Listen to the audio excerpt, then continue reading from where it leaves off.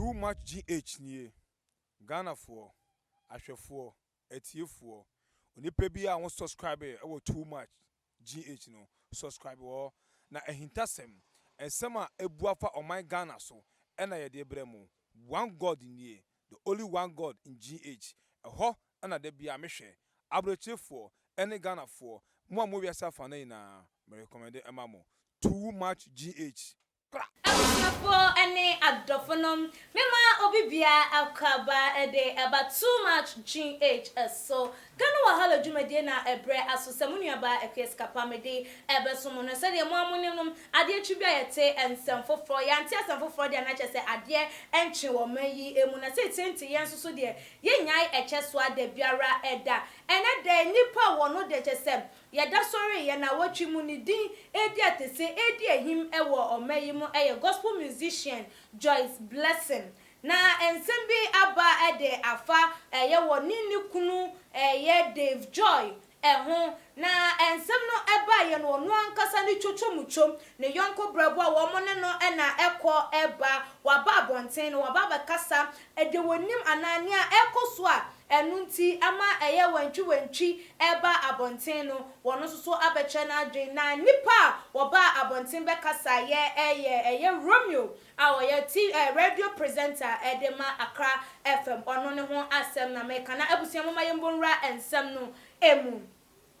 Joyce Blessing cheated on her husband Dave Joy. We any and someone ababeto apono so. Said the munim no na watchi mu yenyanentia ese Joyce Blessing oninu kunum Dave Joy awasa ye ne manager. Kasa bi aba womo entem ana say womo warrior no gua enesa. Na said the mamunim no so no abaye oyanyuntuni abaye acheso wo bone homoden ewo ne nyunto adwuma yekonim a ne kunu so ene bone chidom baabi a wo boko bia oye ni producer oye ni manager oye ni bibia wo ne na chese edi atentwe ene se interview krampom ene be interview abaye ya wo ne no ena eko sure no wo kwa kobo krampom na wone no a na eko ene no eba na wotwe no se de ye ka no ebeto edwa se wone ne kunu awari a wo mo ewari mentime ho asibi abamu ema mo beka ya the video bebeto edwa efa Joyce Blessing na wako bema wone ne tie no ni aba ehonom se wako akọkọje ne ma edi efi wo ma kasakasa ba ye ene we ye ne yonko na we ye ni nyina bebeto edwa too much amfa nkamemo ye de ni nyina egu apono so ede etwam ebiem ye ni aba no so eko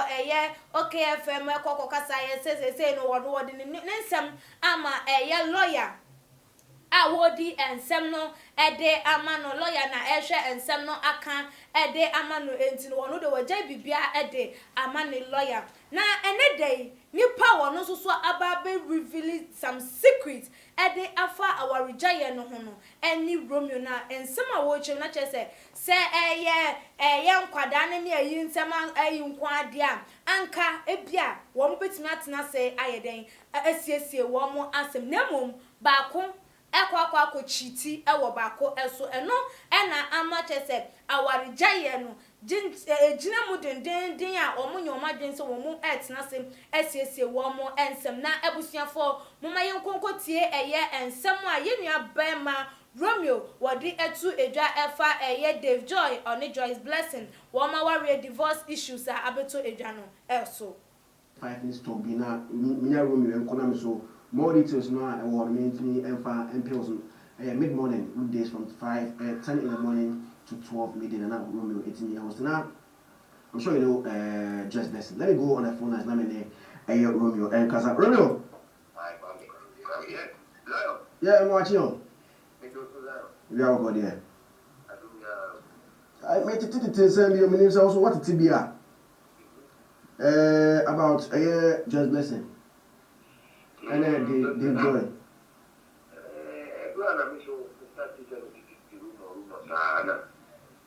Me uze yetikana yeti ani abeka kideo ze libuki afanu na me kwewu but me tiya na me friend Joyce didn't kind and I just catch him so no tell me to forget it and I'm okay where's a casa there mama ko ni kunso you know I know me friend ni kuno so I busy nti anɔpɛ yi na ne kunu ne akyerɛ ne mekasa kyerɛkyerɛ no ma sɛ deɛ mate no kaa metie na sɛ bebree na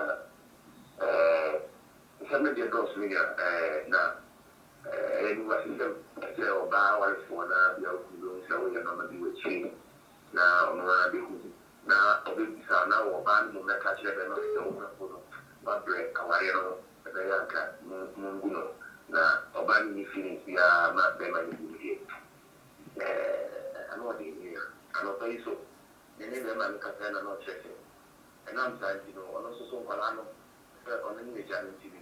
ɔbɔ nkwalaa no ho ban because biribi ani a nkwalaa no nso future no ho nyɛ nti na ɔsɛ ɔprotect nkwalaa no nkyerɛ sɛ floyd ɛkɔ ne sista hɔ ɔno bɛma no sista hɔ na ɔfa bɔrɛ sɛ nkwalaa no ɔba ɛka ɔgye nkwalaa no na sista no so nkwalaa no ni hɔ ɛna ayɛ dede a ɛnte police fɔ kora ba hɔ. Police fɔ ɛkɔ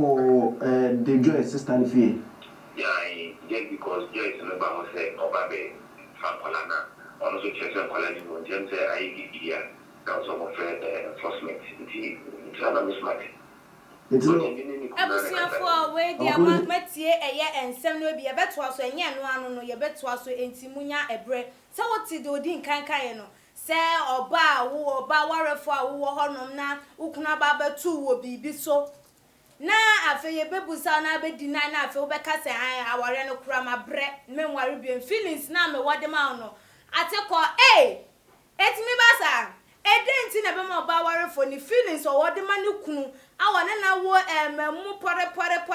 miensa feelings betimi ate ayira wo beka se won ware ebiem eye be ma foforo bi na wahu no ana eye wantwi bi aye bi a to wo bebeto ne so ne bi na ofo se be ma no de be kai no ewo efa ba bi ana se bibi wunti na ema no eye sa no abusua se de ne ekọ na ebi no ka se han ebia ne manager ebia ye sika ho asema na se no Romeo a wo no wo ben wo mo no won se wa bi enoma bi eni so me ye wo se it's not about say managing time na say one or ye ne manager one no ekọ ne ba no enye that's not the problem is she was caught on the act ye che no e wa adwama amoso na bema no krampo nya na adwin se wo gyae o na wo ba no de wadi kan aka se wo gyae aware because ne feelings a wo wono ate ede ekọ abusuafo ensem no de emu eyerem moma yento aso ikuna kasa na aware no omagyae and say it's on the verge of collapsing empany say no officially no say on be gyae because someone worry or some support yeah, I'm cooking back. But I'm now here. I don't know mama. They don't stay together. They don't stay together. Yes. But as you moving now, you know, every you know, what is it? No, the empty, you know,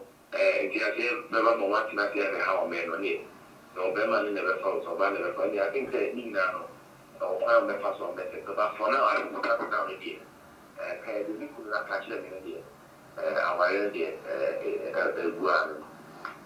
sure you are very close to them since you were able to call Joyce and then call David. I'm sure say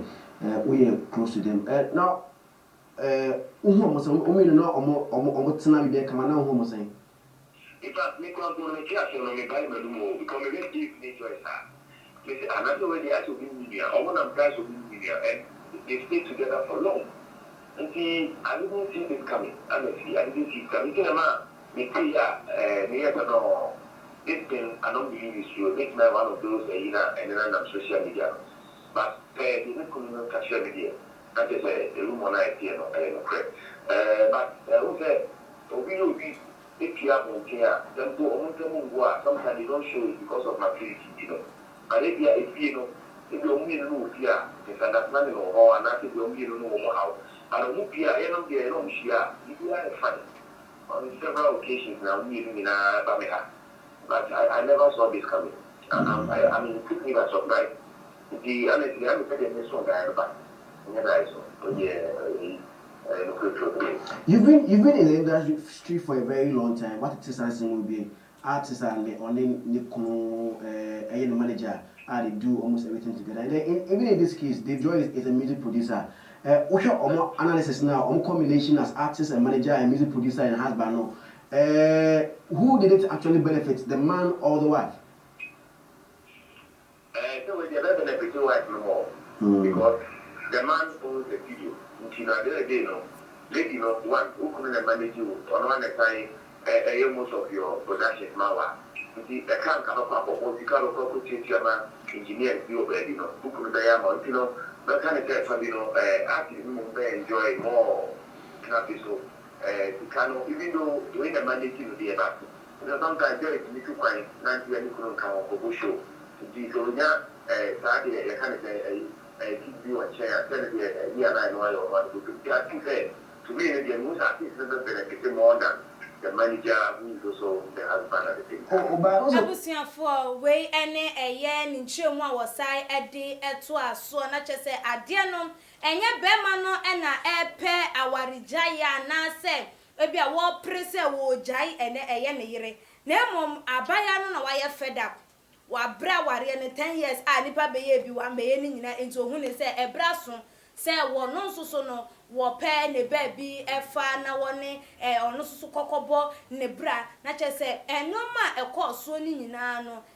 Joyce Blessing no me decision I will take here enunti na amasa rumors ana ensem Ghana for tete de ekoso e wo omanmu no ni nyina egusu a ye gusu tete sa ensem no na abusuafo wanya bema wona wotie yenhwade wanya bema wona wotie woye oye o manager